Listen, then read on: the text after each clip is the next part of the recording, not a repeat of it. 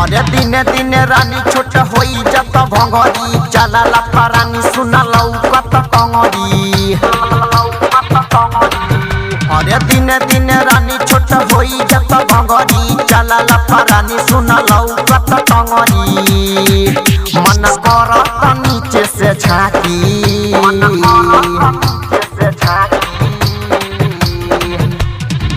नीचे के समान तोरा जीभिया से चाटी। नीचे के समान तोरा जीभिया से चाटी। दिन दिन रानी छोट होई जत भंगरी चला रानी सुन लौकत टंगरी। मन करत नीचे से झांकी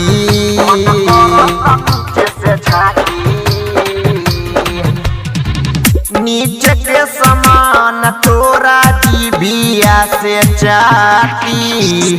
नीचे के समान तोरा जीभिया से चाटी। नीचे के समान तोरा जीभिया से चाटी।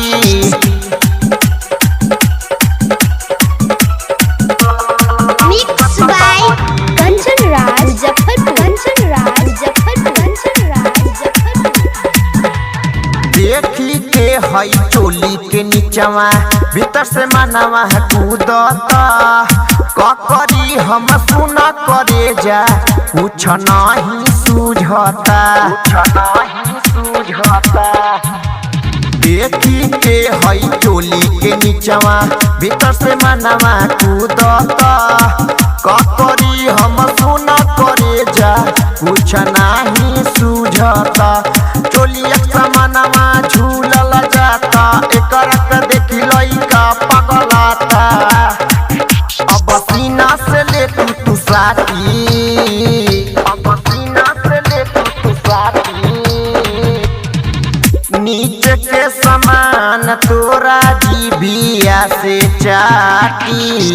नीचे के समान तोरा जीभिया से चाटी। नीचे के समान तोरा जीभिया से चाटी। नीचे के समान तोरा जीभिया से चाटी। Mix by DJ Kanchan Raj Muzaffarpur.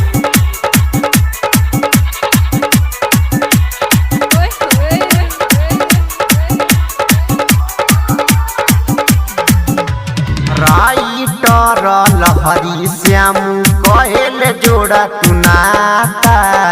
कागज पर लिख के दे द घर के तू पाता।